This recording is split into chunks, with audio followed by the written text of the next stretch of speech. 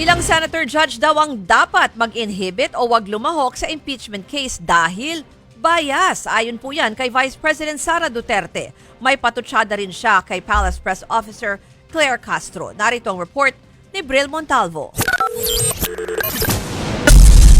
Pinangunahan ni Vice President Sara Duterte ang panunumpa ng ilang nanalong opisyal sa Mindanao nitong nakaraang eleksyon sa Davao City. Matapos niyan, eksklusibong nakapanayam ng News 5 ang bise.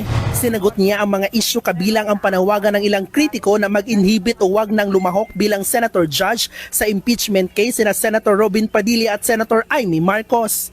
Ayon kay VP Sara, hindi lang sila ang dapat ipa-inhibit. Kung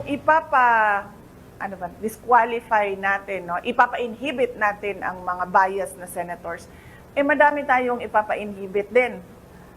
Tulad ni Senator Risa Ontiveros na sa isang public speech niya ay sinabi, kailangan sirain ang mga Duterte.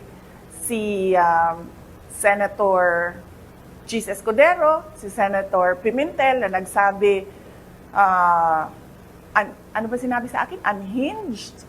Parang yun ba ang term na ginamit sa akin? Basta ang sinabi ay lukaret. Natanggap na raw ng kampo ng bise ang summon mula sa Senado. Na-i-refer na niya raw ito sa kanyang legal team at hinihintay ang abiso kung magpapakita siya sa impeachment court. Wala pang instructions ang mga lawyers sa akin kung pupunta ba ako or hindi. Naging matipid naman ang sagot ng bise sa pahayag ni Pangulong Bongbong Marcos na handa ito makipagdialogo sa Senado at Kamara para ayusin ang gusot sa isyu ng impeachment. No comment. Pero may patutsada siya kay Palace Press Officer Undersecretary Claire Castro na kamakailan ay nagpahayag hinggil sa umunoy mga taong manggagamit at handang magpagamit. Di ba sinabi ko na sa iyo, si Claire Castro, pinsan ni Franz Castro, at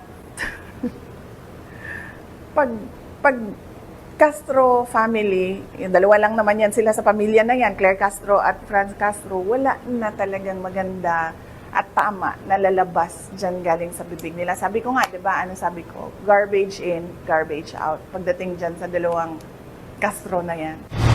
Wala pang komento riyan sina Yuse Castro o Representative Franz Castro. Sinagot naman ng bise ang rekomendasyon na inihain ng komite sa Kamara para pasampahan siya ng kasong plunder dahil sa umunoy maling paggamit ng confidential funds sa OVP at DepEd noong siya pa ang kalihim nito.